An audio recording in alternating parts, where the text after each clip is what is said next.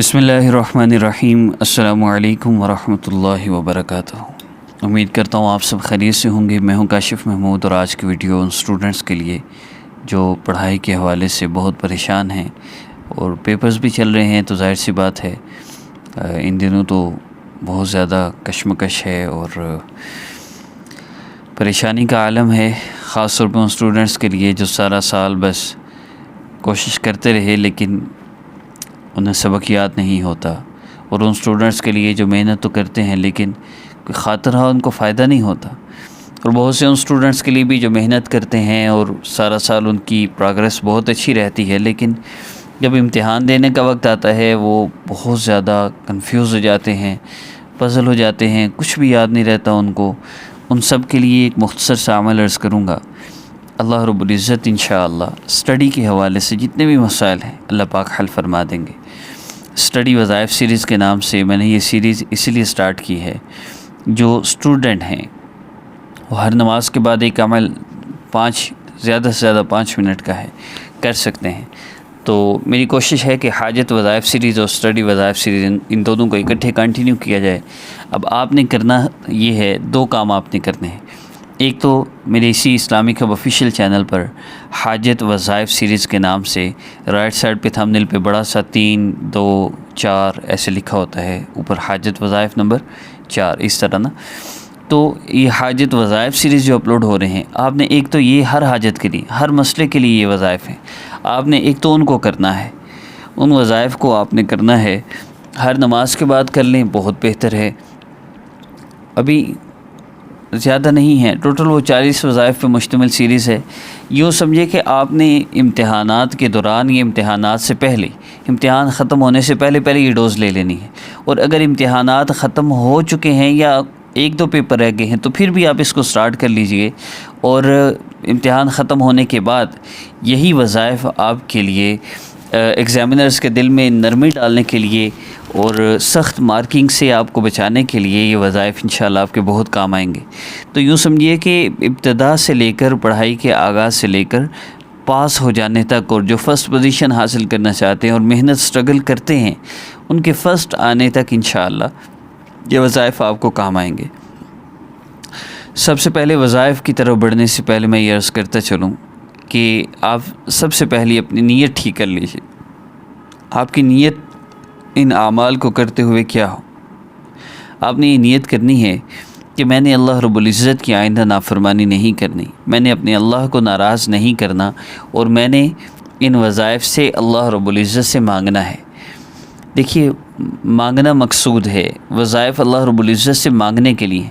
یہ کہیں نہیں لکھا کہ یہ والا وظیفہ اتنی دفعہ کرنے سے پڑھائی کا مسئلہ حل ہوتا ہے، بلکہ ہم نے تو ان اعمال کو دیکھنا ہے جو اعمال آقا پاک صلی اللہ علیہ وسلم اور صحابہ کی زندگی سے ہمیں ملتے ہیں، اور ہم نے تو انہی اعمال کو اختیار کرنا ہے جو آقا پاک صلی اللہ علیہ وسلم اور صحابہ نے اختیار کیے۔ اس کے لیے سب سے پہلی چیز یہ ہے، جب ہم نے ان اعمال کو اختیار کرنا ہے تو وہی زندگی اپنانی پڑے گی۔ یاد رکھیے گا، بہت سے لوگ ایسے ہیں جو کہتے ہیں وہ تو صحابہ تھے، اور یہ کہہ کر اعمال کرنا چھوڑ دیتے ہیں۔ یاد رکھیے، جس طرح شہد کی تاثیر اس زمانہ میں بھی وہی تھی جو آج کے زمانے میں ہے، اور جو اس زمانہ میں کیلے کا، لیموں کا ذائقہ تھا، آج بھی وہی ہے۔ اسی طرح ان اعمال کی تاثیر جتنی آقا پاک صلی اللہ علیہ وسلم کے زمانہ میں تھی، آج بھی ان کی تاثیر وہی ہے۔ رکاوٹ ہے تو ہمارے اعمال ہیں، رکاوٹ ہے تو ہمارے گناہ ہیں، جن کی وجہ سے ان اعمال کی تاثیر کم ہو جاتی ہے۔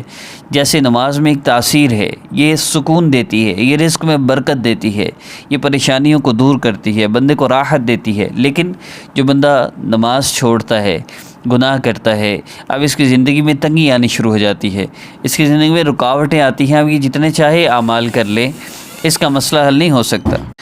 اب بیسیکلی ان اعمال میں بہت اثر ہے، بہت تاثیر ہے، لیکن رکاوٹ کیا بنتے ہیں؟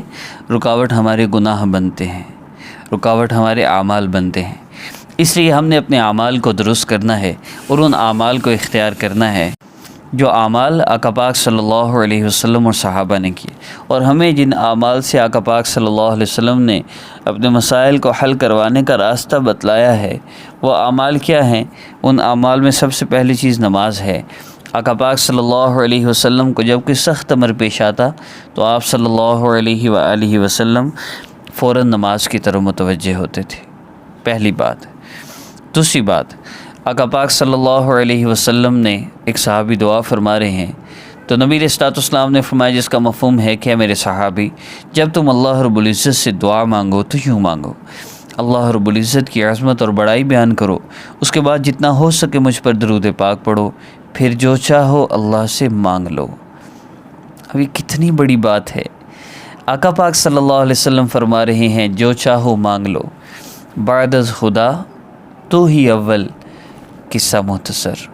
وہ ہستی جن کو اللہ رب العزت نے، جن کے لیے کائنات کو بنایا، اور آقا پاک صلی اللہ علیہ وسلم کو نہ بنانا ہوتا، اللہ رب العزت یہ دنیا کا نظام ہی نہ بناتے، تو وہ ذات، وہ ہستی کہہ رہی ہے کہ جو چاہو مانگ لو، اور بندہ مانگے اور اللہ رب العزت عطا نہ فرمائے، ایسا نہیں ہو سکتا۔ وہی ہستی یہ بھی فرما رہی ہیں کہ کسی بندے کی دعا رد نہیں ہوتی، کوئی بندہ ایسا نہیں جس کی دعا اللہ قبول نہ فرماتے ہوں، لیکن ایک بندہ ہے جو ہنستا حال ہے، بڑی عجیب حالت ہے اس کی، سفر کر کر کے تھکا ہارا بیت اللہ پہنچتا ہے اور بیت اللہ کی دیوار کو پکڑ کے کہتا ہے یا رب یا رب، اور اس کی دعا قبول نہیں ہوتی کہ اس کا کھانا حرام کا ہے، اس کا پینا حرام کا ہے، تو اللہ کا ایسے لوگوں کی کوئی پرواہ نہیں۔ اس لیے ہمیں اپنے اعمال کو درست کرنا ہے۔ آپ اسٹوڈنٹ ہیں، آپ پڑھتے ہیں، پیپر ہو گئے، ہونے ہیں، آپ پہلا کام یہ کریں کہ آپ 100% گناہوں سے توبہ کیجیے۔ پیارے اللہ، جتنے گناہ ہو گئے مجھے معاف فرما دیجیے، میں آئندہ گناہ نہیں کروں گا۔ گناہوں سے توبہ کیجیے، اللہ بہت محبت کرنے والے ہیں، بہت مہربان ہیں، اللہ سے صلح کرنی ہے۔ دوسرا کام، 5 وقت نماز کی آئندہ پابندی، جو کمی بیشی ہوئی اللہ سے معافی مانگ لیں، اور ہر نماز کے ساتھ ایک نماز قضا کرنا شروع کر دیں، لیکن نماز نہ چھوڑیے۔ تیسرا کام، آپ نے صدقہ دینا ہے جتنا آسانی سے ہو سکے، روزانہ 10 روپے ہی کیوں نہ ہو۔ چوتھا کام، آپ نے اس عمل کو کرنا ہے۔ عمل کی ترتیب میں پہلی چیز ہے 2 رکعت نفل حاجت کی نیت سے پڑھنا۔ 2 نفل پڑھ لیے۔ اگر مخصوص ایام میں ہیں اسٹوڈنٹس تو جو فیمیل ہیں تو ان کے لیے نفل نہیں ہیں، وہ صرف عمل کریں گے۔ عمل کا طریقہ کیا ہے؟ آپ مصلی پر آ کر بیٹھ جائیے، قبلہ رخ ہو جائیے، بہت بہتر ہے، ورنہ کسی حال میں بھی کر سکتے ہیں، لیکن مصلی پر ان ایام میں بھی بیٹھ سکتے ہیں، تسبیح پڑھ سکتے ہیں، صرف قرآن پاک نہیں پڑھنی، نماز روزہ نہیں ہے۔ اچھا، 2 نفل پڑھنے کے بعد آپ نے دعا کے لیے ہاتھ اٹھا لینے ہیں، اور پھر آپ نے یا علیم یا اللہ جل جلالہ، یا علیم یا اللہ جل جلالہ، اس کو 10 دفعہ پڑھنا ہے۔ اس کے بعد آپ نے اللہ رب العزت سے دعا کرنی ہے، پیارے اللہ، درود پاک پڑھنا ہے، کم از کم 3 مرتبہ، زیادہ کی کوئی حد نہیں، سامنے درود پاک شو ہو رہے ہیں۔ اس کے بعد آپ نے اللہ رب العزت سے دعا کرنی ہے، پیارے اللہ، آپ نے اتنے احسانات مجھ پہ فرمائے، جو نعمتیں اللہ نے آپ کو دی ہیں ان کا شکر ادا کیجئے۔ آپ نے بولنے کو زبان دی، دیکھنے کو آنکھیں دی، ماں باپ دیے، گھر بار دیا، کھانے کے لیے ایسی ایسی نعمتیں دی، پیارے اللہ اتنے احسانات فرمائے کہ احسان اور فرما دیجئے۔ میرا اسٹڈی میں یہ مسئلہ ہے، آپ حل فرما دیجئے نا، اللہ سے مانگ لیجئے۔ جب درود پاک پڑھ کے آپ یہ دعا مانگیں گے تو اللہ رب العزت کے محبوب صلی اللہ علیہ وسلم نے فرمایا جو چاہو مانگ لو، اللہ دیں گے انشاءاللہ۔ اللہ پاک ہر دعا قبول فرماتے ہیں۔ دعا صرف اس کی قبول نہیں ہوتی جو یہ کہنا شروع کر دے اللہ میری سنتا ہی نہیں۔ یہ جو وظائف سیریز سٹارٹ کی ہے صرف 40 وظائف پر مشتمل ہے۔ کوئی بھی اسٹوڈنٹ وہ ان 40 وظائف سیریز کو سٹارٹ کر لے، اور پھر آخر میں ہم اس وظائف سیریز کے آخر میں اسٹوڈنٹس کے لیے وہ اعمال جو انہوں نے مستقل ساری زندگی اپنانے ہیں، اس پاور کو قائم رکھنے کے لیے، وہ آخری وظیفہ میں بتائے جائیں گے، تو انشاءاللہ ساری زندگی آپ کو فزیکلی اور ذہن کے اعتبار سے آپ کو کبھی مسئلہ نہیں ہوگا۔ 100 سال کے بھی ہو جائیں گے تو آپ کو کچھ نہیں بھولے گا۔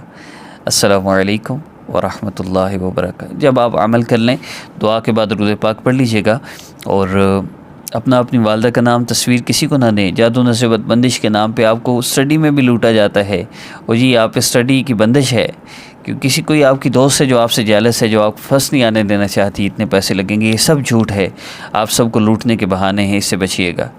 اور عمل کی اجازت کے لیے اس چینل کو سبسکرائب کر لیجئے۔ یہ شرط ان لوگوں کے لیے جن کو کرنا آتا ہے، جن کو سبسکرائب کرنا نہیں آتا وہ ویسے بھی کر سکتے ہیں۔ السلام علیکم ورحمۃ اللہ۔